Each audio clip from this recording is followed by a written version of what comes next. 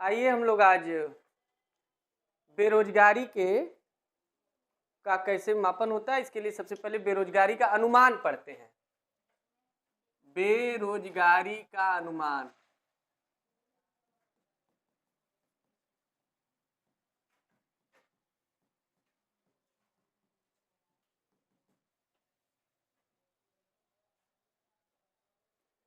कैसे आकलन करते हैं बेरोजगारी का। आपको एक दौर था, हम पढ़ा रहे थे, वो दौर याद करिए, अप्रैल से पहले वाले महीने का। उस समय हम बताए थे आपको दो संस्थाएं, NSSO, चिल्लाते चिल्लाते थक गए हम, और CSO। याद आ रहा है? NSSO फुल फॉर्म तो याद ही होगा, हाँ, नेशनल सैंपल सर्वे ऑर्गेनाइजेशन, और CSO था सेंट्रल स्टैटिस्टिकल ऑर्गेनाइजेशन। ये संस्था किसका मापन करती थी? पॉवर्टी यानी गरीबी और बेरोजगारी, अनएम्प्लॉयमेंट बेरोजगारी का ये मूल्यांकन दोनों करती थी। यही किसका करते थे? राष्ट्रीय। ये अकेले करते थे तो इनके सिर में दर्द होता था कि हमें दो काम दिए, इनको अकेले। ये बहुत भारी काम था, राष्ट्रीय आय का मूल्यांकन, नेशनल इनकम, पैसा जोड़ना कम। किसी को पैसा दे दीजिए गिन के फिर वापस ले, कितना तकलीफ होता है। और दे भी नहीं रहे, खाली बता रहे हैं सब। ठीक है, राष्ट्रीय आय का मूल्यांकन करता था ये दोनों काम कराता कौन था? हाँ, यही योजना, ये दोनों काम कराता कौन था? योजना आयोग। लेकिन ध्यान समझिएगा, 2014 में बन गया नीति आयोग। कब बना? बन गया ना? सही पढ़ा रहे हैं ना? तो 2014 में जब नीति आयोग बन गया तभी दोनों काम किसके जिम्मे आ गया? यहां से कहां चला गया? नीति आयोग को। आज भी यही है, यही कर रहा है, आज भी यही कर रहा है। और कराने वाला काम इन्हीं से कराता था, लेकिन ये दोनों मिला दिए गए 2019 में, एक कर दिए गए, 2019 में एक हो गए। और नाम क्या पड़ गया अब? इसका N और इसका SO, तो नेशनल यानी स्टैटिस्टिकल ऑफिस भी बोल देते हैं, कार्यालय, ऑर्गेनाइजेशन कहीं कहीं कहीं ऑफिस दे देता है, कार्यालय चलता है दोनों। तो ये अब कर रहा है, लेकिन कर यही रहा है, लेकिन यही संस्था अब इसके अधीन हो गई। पहले ये थी, दोनों मिला के, तो अब दोनों मिला के एक हो गई। अभी एक को अभी अकेला तीनों का कर रहा है, ये तीनों का 2019 से। ठीक, आप बताइए, पहला क्वेश्चन, बेरोजगारी का मूल्यांकन करता कौन है? NSO। कौन करता है? और NSO किसके अधीन काम करता है? यानी नीति आयोग ही आंकड़ा जारी करता है। ध्यान दीजिए, नीति आयोग आंकड़े जारी करता है, प्रकाशित करता है। आंकड़े ये इकट्ठा करके नीति आयोग को दे देगा। तो बेरोजगारी का मापन मूल्यांकन करेगा कौन? NSO, लेकिन करके उनको सौंप देगा। तो योजना आयोग या नीति आयोग हो गया, नीति आयोग इसको प्रकाशित कर देगा, पब्लिश कर देगा। तो जब भी क्वेश्चन पूछे कि अनएम्प्लॉयमेंट या नेशनल इनकम या गरीबी का प्रकाशन कौन करता है, पब्लिश कौन करता है, तो नीति आयोग। आंकड़ा यानी मूल्यांकन कौन करता है, तो ये NSO। और ज्यादातर दो में से एक ही ऑप्शन रहता भी है, 4 ऑप्शन रहेगा तो एक ही रहेगा। बहुत कम है कि दोनों 4 में दोनों ऑप्शन दिख जाए एक साथ। तो क्वेश्चन पे ध्यान दीजिए, पूछ क्या रहा है। शादी में आप जाते हैं तो निमंत्रण कौन देता है आपको? हलवाई देता है, लेकिन खाना तो हलवाई बनाता है। उ न बनाई तो खाना ना मिली, काहे न मिली? जो निमंत्रण दिया उसकी जिम्मेदारी है ना, चाहे जहां से दे, होटल से मंगा के दे, ऑनलाइन डिलीवरी मंगा के दे, लेकिन देगा, देगा ना। तो ये बताइए आपको निमंत्रण दिया कौन? हलवाई दिया या मतलब घर का मालिक दिया? जो तो बस वैसे ही अंतर करिएगा वहां कि कौन प्रकाशित, ये अपने मनवा निकाल के प्रकाशित कर देंगे। आंकड़ा ये मूल्यांकन यही करेगा, निकालेगा यही, प्रकाशित हो करेगा, अपने मनवा छाप देंगे, अपना ही मालिक बन जाएंगे। हाँ ठीक है। तो लेकिन अनुमान कैसे किया जाए कि भारत में या किसी भी देश में कितना बेरोजगारी है, इसका पैमाना क्या होना चाहिए, कैसे निकाला जाएगा? जैसे हम लोग राष्ट्रीय आय का पढ़े कि कुजनेट्स ने 3 माप बताए थे, उत्पादन विधि यानी प्रोडक्शन मेथड, दूसरा आय विधि इनकम मेथड, और दूसरा व्यय विधि एक्सपेंडिचर मेथड। 3 बताए थे, लेकिन हमारे यहाँ आय और प्रोडक्शन, इनकम और प्रोडक्शन का मिक्सचर यूज होता है, दोनों का मिक्सचर, तब एक से नहीं निकल पाता है सही सही ना हमारे यहाँ। वैसे ही हम पिछले चैप्टर में गरीबी का पढ़े। आज स्थिति है सी रंगराजन कमेटी की रिपोर्ट के आधार पे, और दूसरा प्रोफेसर तेंदुलकर कमेटी की रिपोर्ट के आधार पे, दोनों में बड़ा अंतर आ जाता है। तो तेंदुलकर कमेटी की रिपोर्ट के आधार पे निकालते हैं लोग, सी रंगराजन के आधार पे कम निकालते हैं, अंतर आ जाता है। तो इसलिए हमारे यहाँ भी किस आधार पे निकल रहा है ये भी देख रहे हैं। और अब तो गरीबी के लिए कैलोरी मानक तो सिर्फ रहा नहीं, उसके साथ साथ शिक्षा, एजुकेशन, हेल्थ, मूलभूत ढांचा यानी फंडामेंटल स्ट्रक्चर, स्वच्छ वातावरण है ना, क्लीन, और महिलाओं की काम तक पहुंच, वर्किंग प्लेस तक, वुमेन की, और लाभ तक पहुंच। तो कहने का मतलब बेनिफिट यहाँ तक ये पूरा अब जुड़ के बन रहा है आंकड़ा। तो आंकड़ा इकट्ठा करने में क्या क्या ले रहे हैं डायमेंशन, तो अब तो मल्टी डायमेंशन हो गया, बहुआयामी। तो ठीक है, वहाँ पे ऐसे इकट्ठा कर, यहाँ पे बेरोजगारी का मूल्यांकन कैसे करेंगे, पीछे तो हम लोग देख लीजिए। तो बेरोजगारी का अनुमान निकालने के लिए 3 तरीके हैं, 3 मेथड। आइए, ये दिया कौन था? बी भगवती ने दिया था। कौन दिए थे? तो बेरोजगारी का अनुमान जो लगाते हैं हम लोग, बेरोजगारी का जो अनुमान लगाते हैं, इसको बी भगवती ने, भगवती जय भगवती जय भगवान, एक पीएन भगवती का नाम सुने होंगे आप लोग, पोल्ट्री पढ़े होंगे तो। पीआईएल के जनक है, पब्लिक इंटरेस्ट लिटिगेशन के फादर हैं, जनक है। 1980 में इतनी छूट दे दिए पीआईएल करने के लिए कि जनहितवाद या जनहित याचिका या लोकहितवाद जिसे हिंदी में कहते हैं, उसके जनक पीएन भगवती हैं। लेकिन ये बी भगवती, तो बी भगवती ने 1973 में 3 तरीके बताए गरीब बेरोजगारी के मापन के लिए, अनुमान के लिए, निकालने के लिए 3 तरीका। कितने? 3 तरीके, 3 मेथड। कौन कौन? ध्यान समझिएगा। पहला है सामान्य स्थिति या सामान्य संदर्भ भी दे देते हैं, सामान्य स्थिति बेरोजगारी, सामान्य स्थिति बेरोजगारी, यूजुअली स्टेटस, क्या हो जाएगा?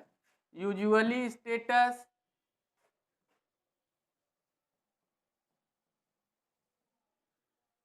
सामान्य स्थिति बेरोजगारी, इसको यूएस कहेंगे, है ना।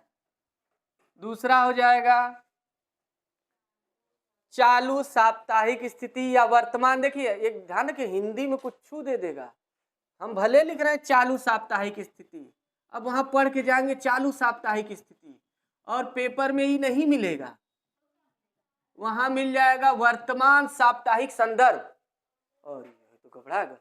तो ये चालू मतलब करेंट, तो चाहे वर्तमान कहिए चाहे चालू कहिए। अब वो चालू का मतलब नहीं कि बड़ी चालू हैं, हाँ बड़े चालू पुर्जा आदमी हैं, ये वाला चालू वर्तमान। और साप्ताहिक का क्या हो जाएगा, वीकली, क्या हो जाएगा, स्टेटस। वाला स्टेटस नहीं जो आप लगाते हैं वहाँ व्हाट्सएप में, चालू साप्ताहिक स्थिति यानी CWS के बेरोजगारी। और तीसरा आपका आ जाता है, अभी सिम दबा के लिख दे रहे हैं ना, तीसरा है आपका, यही इंपॉर्टेंट है, दैनिक, हाँ चालू दैनिक स्थिति बेरोजगारी, ये इंपॉर्टेंट है, ध्यान रखिएगा, वर्तमान दैनिक स्थिति बेरोजगारी, चालू दैनिक स्थिति, इसका हो जाएगा करेंट डेली स्टेटस, CDS। एक एग्जाम होता है यूपीएससी कराता है CDS का, हाँ वो वाला नहीं, तो चालू दैनिक स्थिति CDS, ये तीनों है क्या और कैसे अनुमान लगाते हैं, ये 3 विधियां हैं, यही दिए थे बी भगवती, और तीनों विधियों का प्रयोग होता है, लेकिन सबसे अच्छी विधि कौन सी मानी जाती है, ये चालू दैनिक स्थिति। क्यों, आइए देखते हैं, क्रम से देखते हैं। सामान्य स्थिति बेरोजगारी में करते क्या है, ये 1 साल का निकालते हैं, कितने साल का, जैसे आज निकालना हो 2 अप्रैल है, ठीक, तो पिछले 1 अप्रैल कल है, 1 अप्रैल से लेके पिछले 1 अप्रैल तक 1 साल हो जाएगा। पिछला प्रीवियस ईयर, ये तो प्रीवियस है ना, हो गया, तो पिछले वर्ष का, आज क्या है, आज समीक्षा वर्ष है, समीक्षा वर्ष यानी आज हम लोग रिव्यू कर रहे हैं कि पिछला साल कैसा बीता, लोग रोजगार में थे कि नहीं थे, कितने लोग बेरोजगारी थे, है ना। तो जिस साल हम लोग आंकड़ा जुटाते हैं उसे समीक्षा वर्ष बोला जाता है ना। तो आज 2 अप्रैल 2025 है, यानी 2025 हमारा समीक्षा वर्ष है। हम निकाल किसका रहे हैं, 2024 का, वो प्रीवियस ईयर हो गया। तो जनरली अच्छा 1 साल में कितने दिन होते हैं, 365 दिन, आधा दिन कितना होगा, 182.5 दिन, 182.182.5।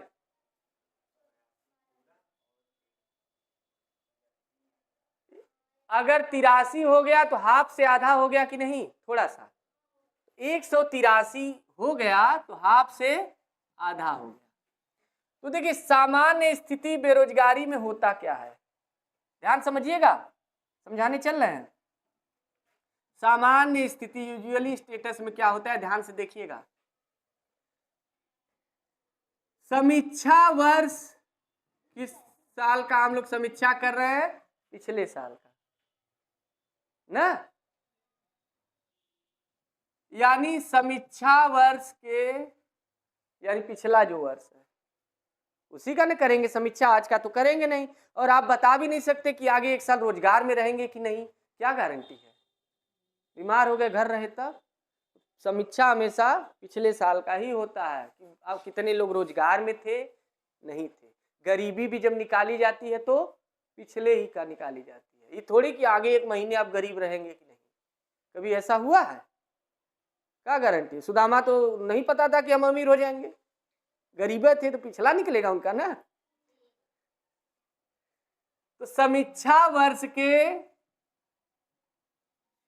एक वर्ष का, यानी कितने साल का? पिछले एक वर्ष का। तो आइए देखते हैं, पिछले, ध्यान दीजिए, पिछले एक वर्ष का, या में कर लेंगे, पिछले एक वर्ष में, 1 ईयर में, अगर कोई व्यक्ति 183 दिन, व्यक्ति कितने दिन हो? 183 दिन बेरोजगार है, अनएम्प्लॉयमेंट है, काम नहीं मिला, हाफ से थोड़ा सा पॉइंट ज्यादा है, 182.5 आधा होगा, तो 183 दिन बेरोजगार है, तब उसे, तो उसे क्या कहेंगे? सामान्य स्थिति बेरोजगारी। 100 दिन काम पे थे, ठीक है, 150 दिन काम पे थे, ठीक है, 170 दिन काम पे थे, ठीक है, लेकिन 183 दिन अगर काम कर लिए तो सामान्य स्थिति बेरोजगार नहीं रहे। लेकिन 182 दिन किए तो हैं बेरोजगार, 183 दिन कर लिए तो इसका मतलब 182 दिन नहीं किए, लेकिन 183 दिन जब नहीं किए तो मतलब 182 दिन किए। समझ पा रहे हैं? 365 दिन होता है, तो ये कोई 183 दिन काम नहीं करेगा तो मतलब 182 दिन काम करेगा। तो 182 दिन अगर काम किया है ना, तब भी वो बेरोजगार है। आधा से पॉइंट, आधा दिन गबड़ा गया उसका, अब पार करे, यानी 183 दिन काम किया तब तो बेरोजगार, सामान्य स्थिति के हिसाब से बेरोजगार नहीं होगा, यूजुअली स्टेटस पे, है ना? तब अपने स्टेटस में लगा देंगे आप कि हम बेरोजगार नहीं, लेकिन 183 दिन बेरोजगार है, तब उसे क्या कहेंगे? तो उसे यूजुअली स्टेटस का बेरोजगार कहेंगे, यानी एम्प्लॉयमेंट। आया समझ में? इसमें ये नहीं देखा जाता कितने कब कब काम किए, एक साल में चाहे जब जब किए हो, लगातार 1 महीने किए, फिर 10 दिन आराम किए, फिर 2 दिन किए, 1 दिन किए, उससे नहीं, एक साल का पूरा निकालेंगे, पिछले निकाल लेंगे ना। दूसरा है चालू साप्ताहिक स्थिति का, कौन सा था? चालू साप्ताहिक स्थिति, यानी करेंट वीकली स्टेटस। चालू साप्ताहिक स्थिति का बेरोजगार या बेरोजगारी, ये क्या है? जब भी ये हर हफ्ते करना पड़ता है, जैसे आज निकालना है तो पिछले हफ्ते का, पिछले सप्ताह, लास्ट वीक जो अभी बीता है, प्रीवियस, पिछले सप्ताह में अगर व्यक्ति ने 1 घंटा भी काम नहीं किया तो मतलब 1 सप्ताह क्या था? वो बेरोजगार। लेकिन अगर 1 घंटे या 1 दिन भी काम कर ले तो रोजगार में है। पहले समझिए।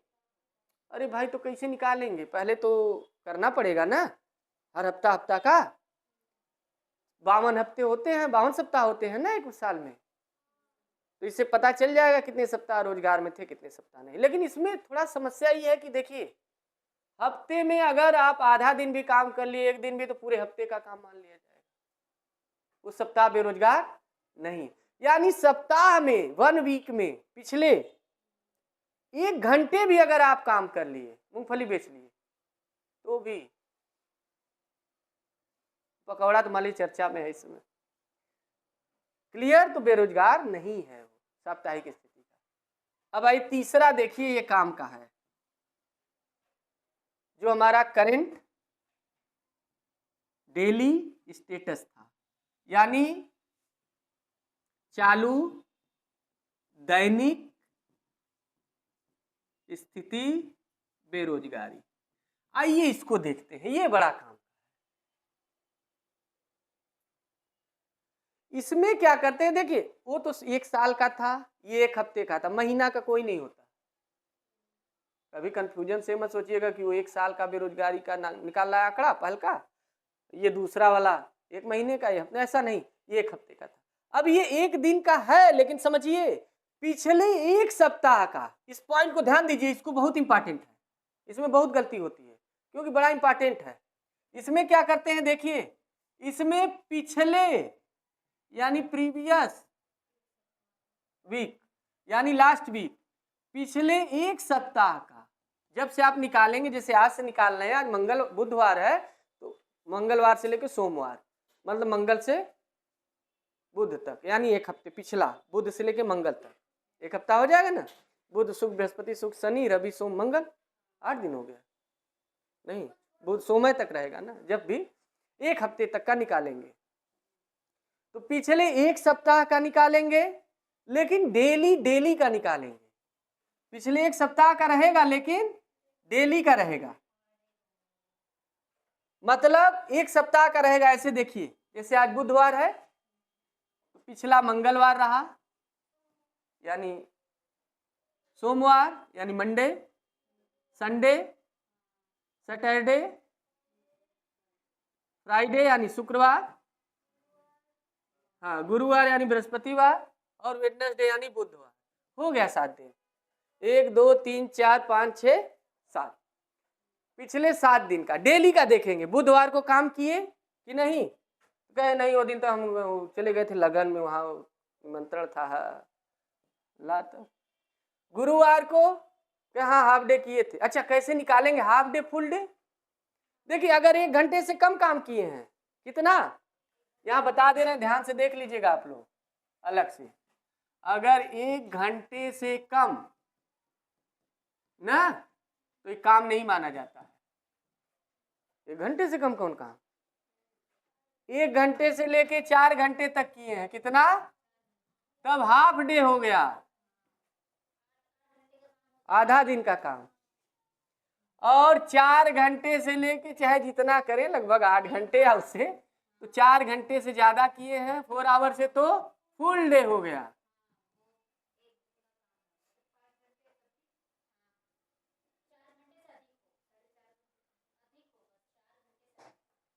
लड़ जाइएगा तुरंत वहां जहाँ काम करिएगा, बताइए सर जी बताए थे 4 घंटे अधिक फुल डे का हो गया। अब देखिए मान लीजिए गुरुवार को बताया कि हम 2 घंटे काम किए थे, तो किसमें डिनोट होगा आप बताइए? हाफ डे में। तो ये हाफ डे का काम हो गया। ये क्या कहा कि इस दिन किए, बड़ा थकान लग रही थी, हम निकल लिए उस दिन बहाना मार के, तो शुक्रवार को भी काम नहीं किया। और शनिवार को किया था, जम के किया था, 8 घंटे किया था, तो पूरा फुल डे था। रविवार को भी किया, लेकिन 2 दिन करने के बाद फिर 1 दिन आराम। तो हाँ वो कहा कि वहाँ जाना है, वहाँ जाना, झूठा है, कहे कि जाना है वहाँ बहन के यहाँ जाना है, वहाँ जाना है, झूठा है। अब वो नहीं, अब फिर अगले दिन फिर हाफ डे का किया। तो देखिए आप पिछले 1 हफ्ते का निकल गया डेली का, और ये आंकड़ा सबसे सही है।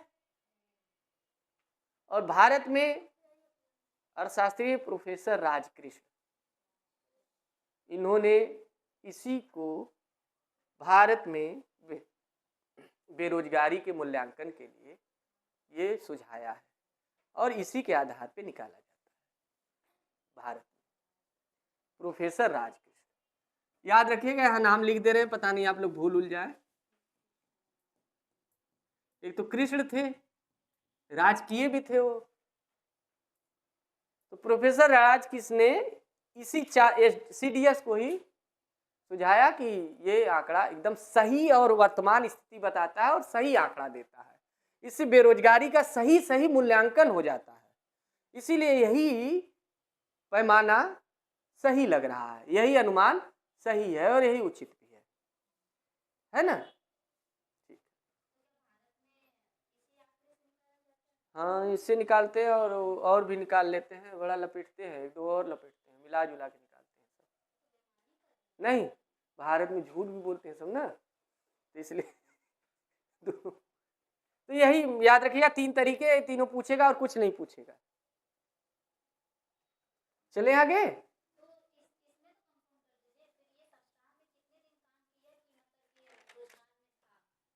देखिए 1 2 और हाफ हाफ मिला के 3 दिन काम किया।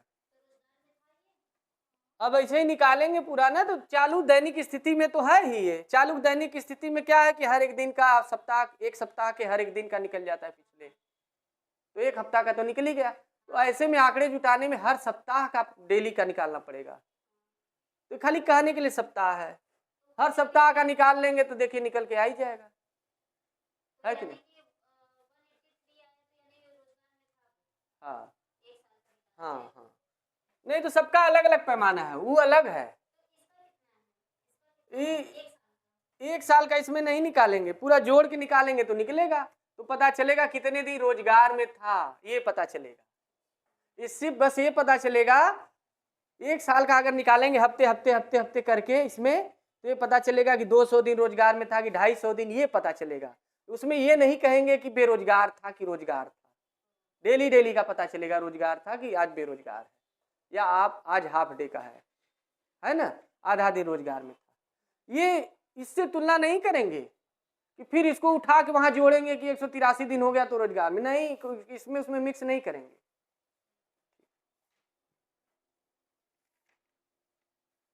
और इन्हीं की बात कोई 11वीं पंचवर्षीय योजना में, हाँ 11th 5 ईयर प्लान में लागू कर दिया गया था इन्हीं की बात को, प्रोफेसर राजकिशन ने जो कहे थे।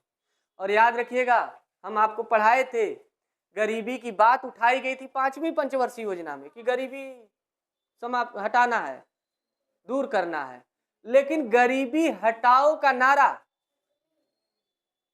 किसमें दिया गया? 6th 5 ईयर प्लान में। ये नारा जो दिया गया ऐसे चिल्ला चिल्ला के, तो जब 5वीं पंचवर्षीय योजना थी 5 ईयर प्लान वहां बताएंगे, तो वहां गरीबी उन्मूलन की बात हो रही थी, abolition of poverty, abolish of poverty, गरीबी को समाप्त करो, और साथ में अनएम्प्लॉयमेंट को भी खत्म करो, एबोलिश ऑफ अनएम्प्लॉयमेंट 5वीं में। तो पूछ लेता है कि बेरोजगारी समाप्त करने की बात या बेरोजगारी खत्म करने की बात किस पंचवर्षीय योजना में कही गई थी? 5वीं में ही, दोनों 5वीं में थी, ध्यान समझिएगा, बेरोजगारी उन्मूलन और गरीबी उन्मूलन, एबोलिशन। लेकिन नारा किस में दिया गया गरीबी हटाओ का? 6वीं में। ये बस हटके है।